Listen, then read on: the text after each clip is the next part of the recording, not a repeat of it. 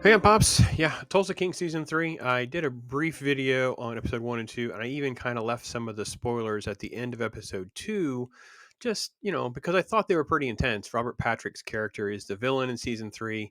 He shows how evil and villainous he can actually be, and I thought that manifested at the end of episode two, so I didn't want to really spoil that. But I feel like we're in episode three now, pretty far through five or six episodes, depending on where you are. I want to kind of catch everybody up on some general thoughts. Not going to go episode by episode, not going to go really in any particular order other than just some random thoughts. So one thing I want to get to is the fact that the other characters are all getting little story arcs. Mitch is probably the most important one right now.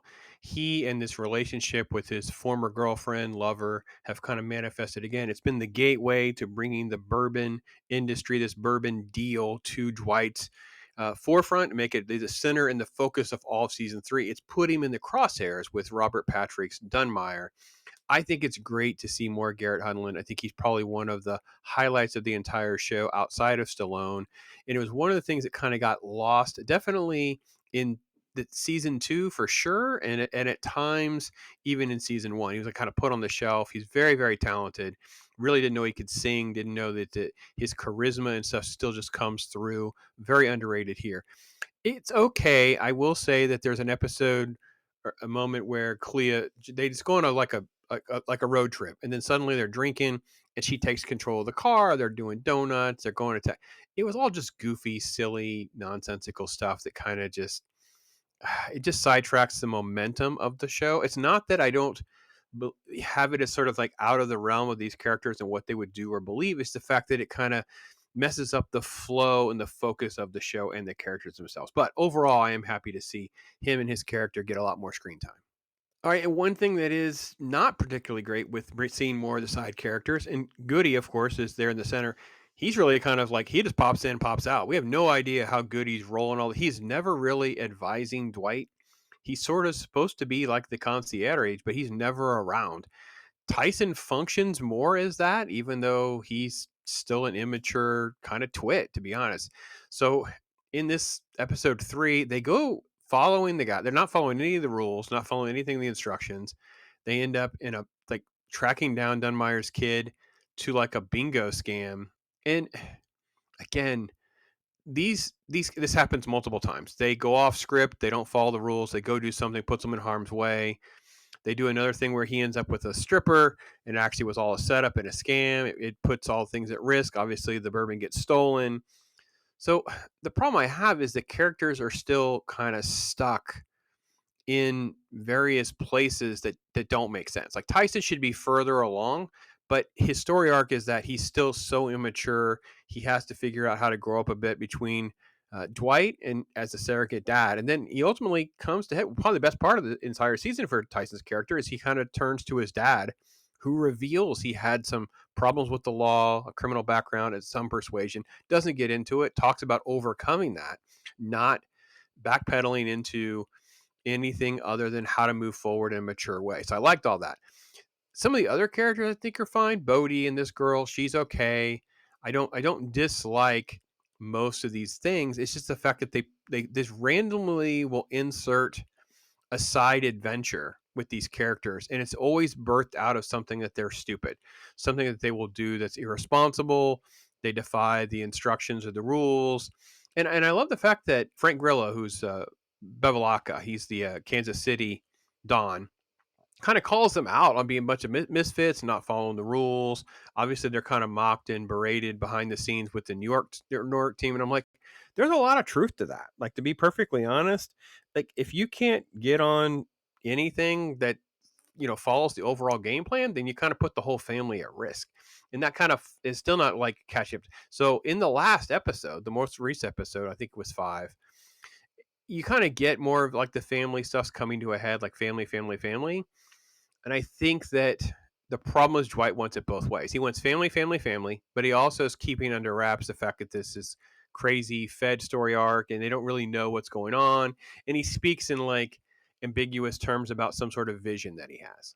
Right now, the highlight of the show is Robert Patrick. He is a Steen Sealer. Stallone seems like he's kind of on autopilot at times, like he's just going through the motions. He has the swagger. He understands Dwight.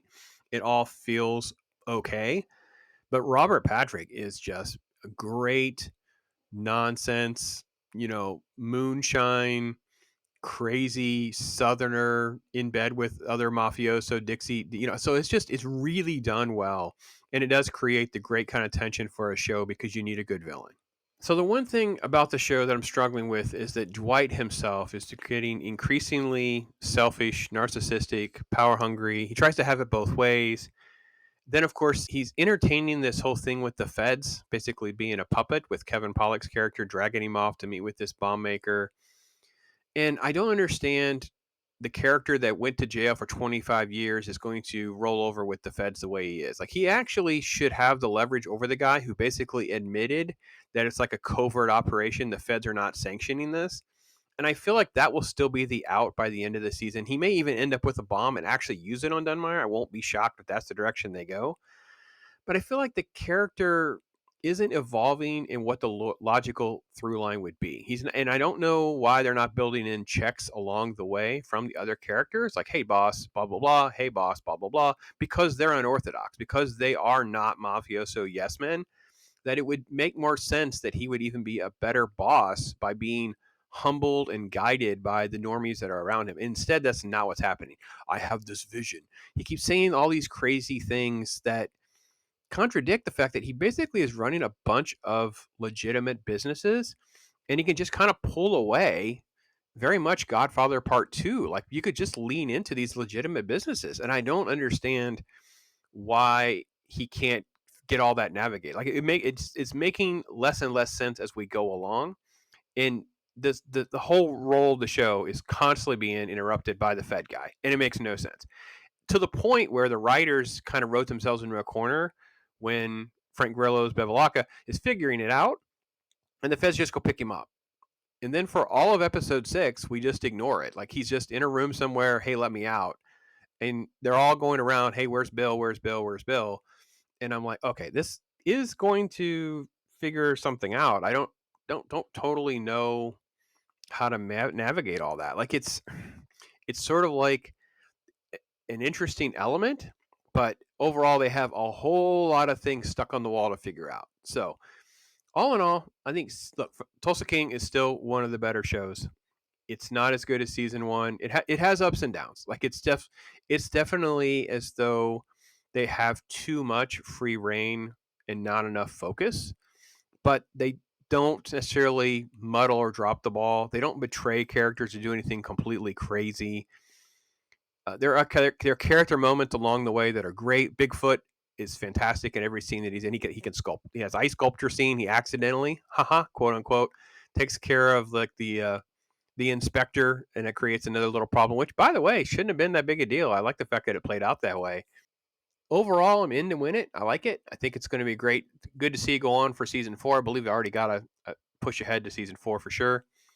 And I will say, Stallone is still fantastic. I'm still shocked and surprised, and I don't mean that as a disregard to his talent. It shouldn't surprise me, but of all of the actors from our youth, he's probably one that's not only carved out a great career for himself later in life, keeping his control of like the Rocky franchise and Expendable, stuff like that, but also evolving into roles like this that lean into his age and his strengths, rather than trying to do crazy weird things like Harrison Ford did with the silly Indiana Jones film. Like, I'm just, completely silly and stupid to do that. Like, it's just, Stallone seems like he seems more even keeled and grounded into how to capitalize on his stardom and roles that he should and shouldn't take. So overall, enjoying Tulsa King. Love to hear from you guys what you guys think.